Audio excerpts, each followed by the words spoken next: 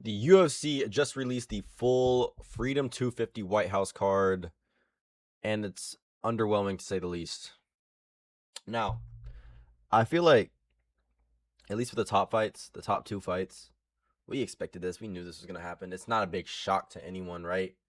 And you think with how long they've been trying to promote and build this up, like tease it, it would be something better than this. Hey, listen, this is a good card, right? But I thought there was gonna be some crazy shit going on. I low key thought, hey, I heard the rumors. I was like, oh my goodness, if we get Ilya versus Islam, I know that'd be kind of weird for the White House, but I mean, we're gonna watch Justin Gaethje get slimed out in front of politicians. I mean, whatever, you know. And Alex Pereira versus Cyril Gahn, that's cool. I'm hoping Pereira wins. It's just like, man, I wanted something that would blow me away, something unexpected. For the White House card and the way they've been talking about it, you'd think something bigger would be going down, right? And I understand a lot of fighters have spoken out about not wanting to fight on this card because who wants to fight in front of a bunch of billionaires instead of real fans, which is a completely valid take. Like this is just dumb to me. But anyway, let me stop. Let me stop complaining. Let's get on to the fights, man.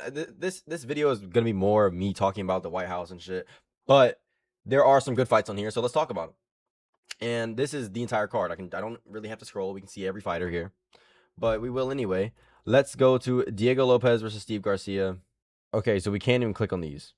We can't click on these fights. Whatever. We don't need to. Diego Lopez versus Steve Garcia.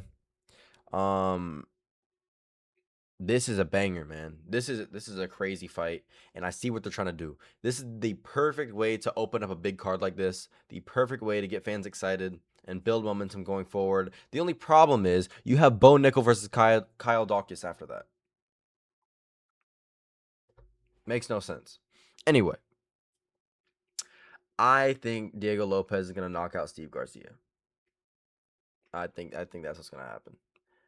I see Steve Garcia as one of these guys that can destroy anyone. But then Diego Lopez is kind of like one of those guys that can't be destroyed by anyone. You feel me? So it's immovable force versus what is it? Immovable object or whatever. I got that completely wrong for sure. But anyway, yeah, I think Diego Lopez is gonna be able to get this one done. My picks may change closer towards the actual card.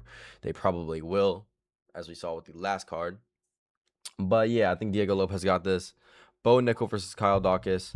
This is weird and lame, and I think Bo Nickel might get knocked out. But I'm gonna stay on the safe side and say he gets this one done by decision. I don't know, man. This is so weird. I understand why you want to have Bo Nickel on the card, but give him a name, man. Give him a name. And Kyle Dawkins is dangerous too. He's a dangerous guy with no name at all. So if Bo Nickel loses, all the hype, all the little bit of hype he has left is gone. And then look at this shit. Mauricio Rufy versus Michael Chandler. Mauricio Rufy's gonna destroy Michael Chandler. Why are we doing this? We don't want to give Chandler a winnable fight. Um, I guess, man. I guess you want to have Chandler on this card, and this is the closest thing to Conor McGregor he's gonna get, right? Shit, you want Conor? You got Conor from Timu. Mauricio Rufy. There we go. Whatever. Sean O'Malley versus Ayman Zahabi. Corey Sandhagen was right there. Right there. And that's a win-win.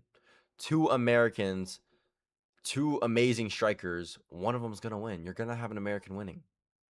I understand Sean O'Malley's going to piece up and knock out Ayman Zahabi. But it would have been such a good fight. And fucking make it 5 rounds against Corey Sandhagen. Like, why not?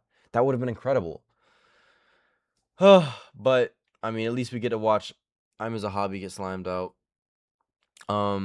Moving up next, this is really the only fight I am very excited for. Alex Pereira versus Cyril Gahn. Alex Pereira, I think, is going to piece up and knock out Cyril Gahn in the first 3 rounds. I think he's too good for Cyril Gahn. I think they're similar in size. Believe it or not, I do think they're similar in size. Cyril Gahn could catch Alex Pereira, but I don't think he has that type of power. Obviously, he's a heavyweight, so he's gonna have power, but I don't think he has that power that's gonna catch Alex Pereira off guard like Israel Adesanya did when Alex Pereira was drained on that weight cut, or Khalil Roundtree did in their fight. I mean, Alex Pereira's chin at light heavyweight has looked incredible, and at heavyweight, I can't imagine it's gonna be any worse. Now against a heavy hitter like Tom Aspinall, then I would be concerned. But against Cyril Gane, I think Alex Pereira can get it done. This fight is good. I enjoy this fight. I think this fight is perfect for this card. But moving on to the main event, Ilia Topuria versus Justin Gaethje. I mean, there's a world where, barring the Bo Nickel versus Kyle Dawkins fight, there is a world where actually there's no way Sean O'Malley's losing to Imam Zahabi. But Michael Chandler and Justin Gaethje are both going to get knocked out. Right. I forget what I said about there's a world.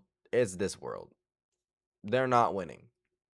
They're not winning. Justin Gaethje is going to get knocked out in the first 2 minutes, and Michael Chandler is going to get knocked out in the first 2 rounds. I don't know, man. I feel like there's so many other fights you could have made for this card, and I can't name any right now. Let me think real quick. I mean, bringing Connor back. Connor has been clamoring to fight on this Whitehouse card, and obviously there might be some stuff behind the scenes with Connor, but he's been the most drug-tested athlete on the roster recently, or this year, I believe. So, man, bring Connor back. Connor versus Chandler would have been perfect, and it would have been a very winnable fight for Chandler against Mauricio Rufy, a guy up and coming in his prime. Man, I don't think Chandler has a chance. And we just saw Rufy knock out Fiziev. What do we think Fiziev would have done to Chandler? You see where I'm getting with this? Like, Paddy Pimblett just outstruck Chandler. Like, I don't understand the thought process here. Oh, man. And I feel bad for Corey Sandhagen because he really should have gotten that Sean O'Malley fight instead of Song. And now Sean O'Malley's fighting another Seth Downing, and I'm as a hobby. I guess it's a layup. It's weird to say layup when I'm as a hobby's ranked number 6 in the world, but he got that ranking off of a perfectly timed fight with Marlon Vera, which he could have lost, and we now see Marlon Vera is exiting the rankings. It's weird how things play out, you know. I think that's a fake ranking. Like, come on, man. Oh man, it's so weird to me.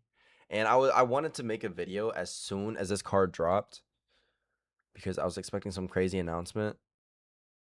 But yeah, I saw this happen. I saw this and I was like, yeah, no, I don't feel like it. This is kind of mid. But yeah, man, those are my thoughts on the UFC Freedom 250 card, the UFC Whitehouse. Yeah, yeah. I'll see you on the next one. Peace.